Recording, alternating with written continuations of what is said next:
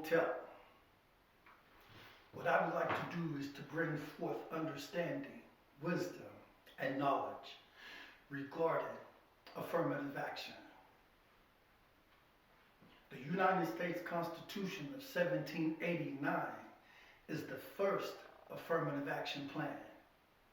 It was written strictly for and solely by Americans. According to the Constitution, those who are in bondage, those who are indebted, those who are property, those who are 3/5 of a human being, those who are equal to a field animal, you have no rights. The ambiguity lies within we the people as well as those who are.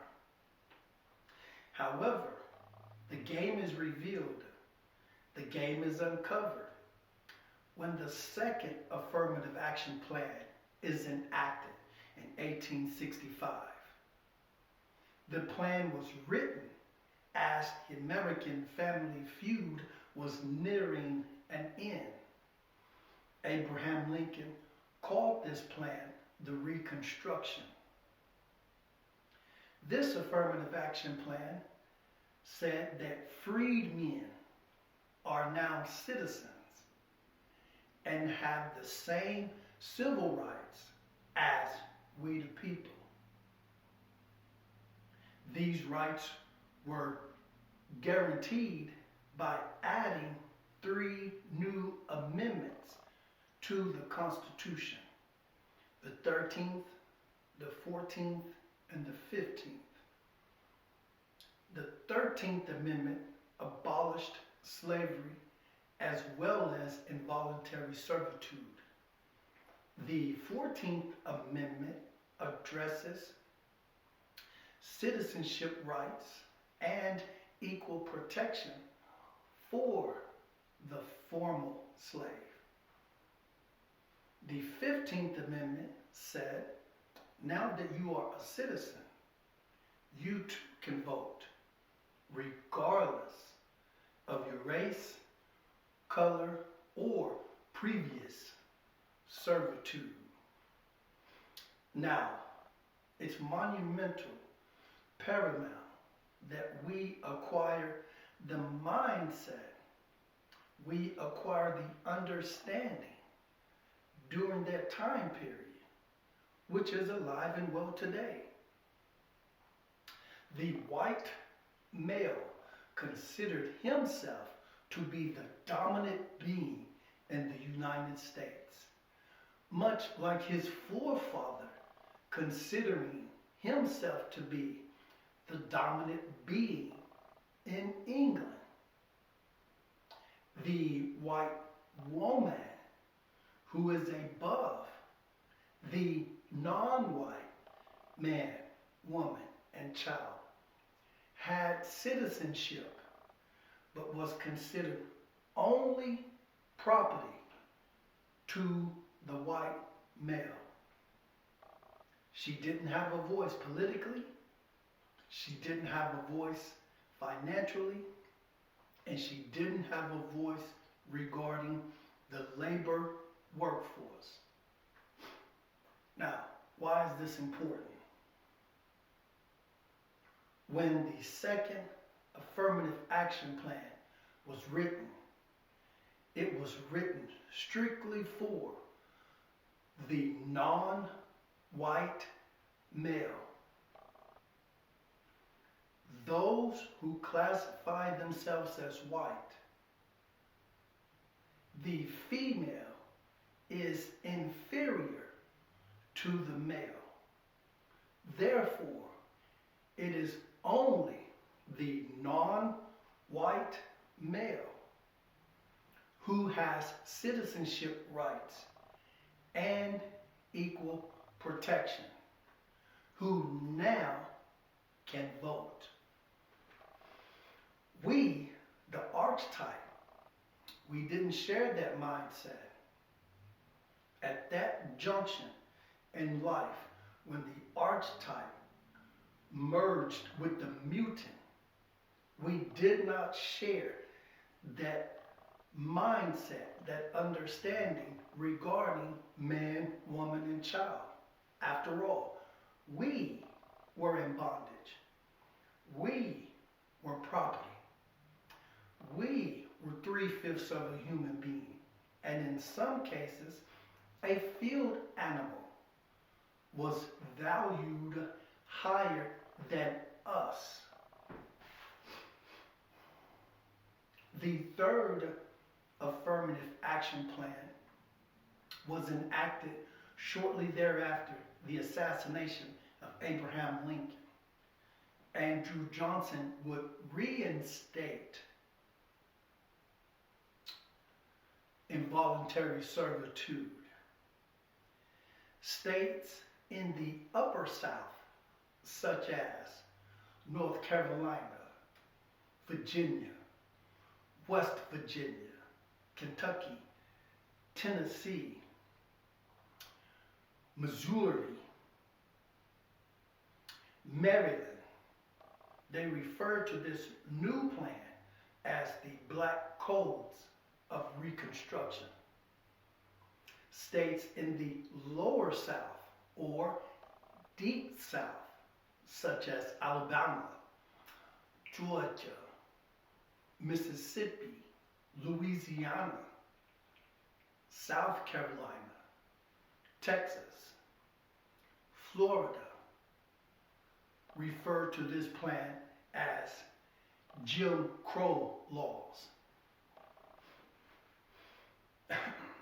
In 1870, the fourth affirmative action plan was drafted, but it would take another 5 years before it was enacted into law. This plan became known as the Civil Rights Act of 1875. This plan was designed, once again, to guarantee equal treatment in public accommodations, public transportation, and to prevent being excluded from jury services. This plan would be modified over the years, eventually ensuring that women too could vote and be a part of the labor workforce. The women's suffrage movement started because non-white males could work and vote, but not white females. It's equally important that we look at two words: freedmen, formal slave. According to his story, the seafarer Cristobal Colon navigated to the New World in 1492. And in his own words, he said the first people he encountered were as naked as the day they were born and as dark as the Negroes in Africa. They have a complex hierarchical, religious, political, and social system. They are skilled farmers and navigators who created expressive, powerful objects. They wrote music and they wrote poetry. He would go on to say they are docile, they are gentle, and are no match for my 50-man crew.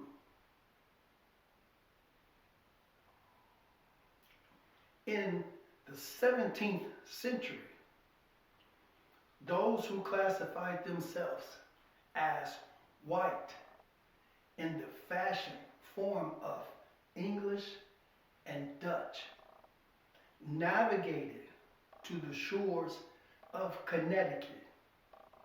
And once again, according to his story, they encountered at least 8,000 men, women, and children who lived in 15 to 20 villages along the estuary rivers of Connecticut and present-day Long Island Sound.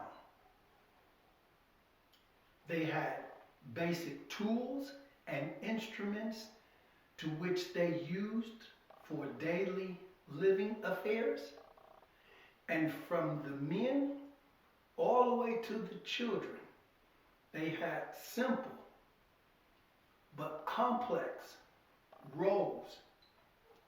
They had simple but important roles throughout the communities.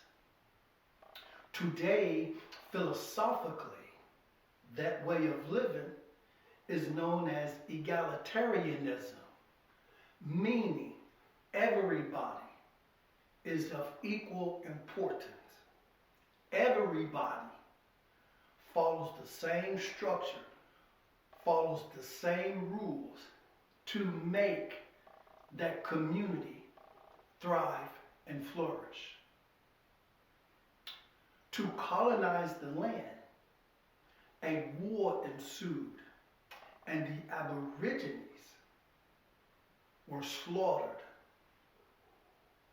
Those who survived were captured, placed in bondage, and shipped to a small Puritan community off the coast of Nicaragua called the Pennsylvania Island.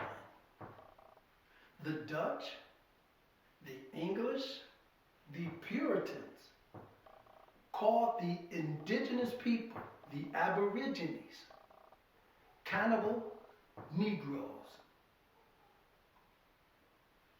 During the colonialization of Brazil in the 16th century, the indigenous people were referred to as Negro de Todo, meaning Negroes of the land. Some people say 100 years. Some people speculate it was 60 years. However, what we do know is before these so-called Africans were shipped to the New World via slave ships, the archetype, the original woman, was placed on large slave ships, taken across large body of water for the business, the entertainment, and religious purposes of Ferdinand and Isabella. We must remember that Christopher Columbus, Cristobal Colon, is known as the founding father of the Americas. Credit is given to him for connecting the old world, Africa, Asia, Europe, and the new world, North, South America. The goal of Cristobal Colon was not to navigate the planet. No, the goal of Cristobal Colon was to find a new route to the Spice Islands of Asia. He reasoned that since the planet was round, he could sail west to get to east. The problem to which he encountered was that the planet was much larger than he anticipated. He ended up on a large landmass that he thought was the Spice Island of Asia. The first recorded slave ship to arrive in the New World was in 1619.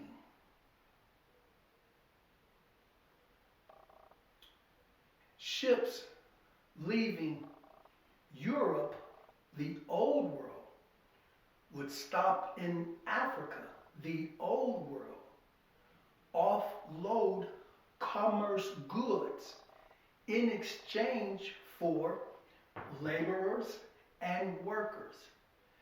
Then it would set sail to the New World. This process became known as the Middle Passage. The Italian explorer, navigator, Cristobal Colon did not bring the archetype, the original woman, to the New World. Instead, his was the first slave ship to leave the New World. Now, why am I giving instruction? If you were from the Old World, human life did not exist outside of your atmosphere. If you classified yourself as European, the only dark, the only black, the only Negro known was the people you classified as African. If you were from the New World, an African, an Asian, and European did not exist. As colonialism continued to spread throughout the New World, so too did the laborer, worker.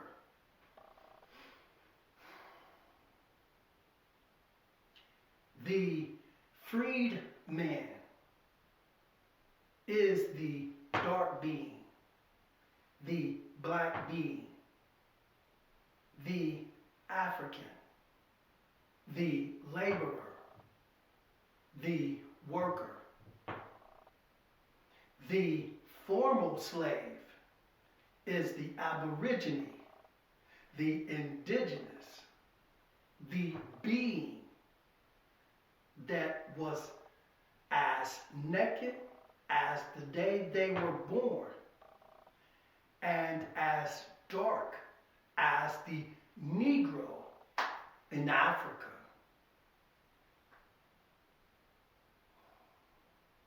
The Affirmative Action Plan of 1865 and 1875 was designed to give the archetype, the original woman in colonial America, the same opportunity to pursue liberty, life, and happiness.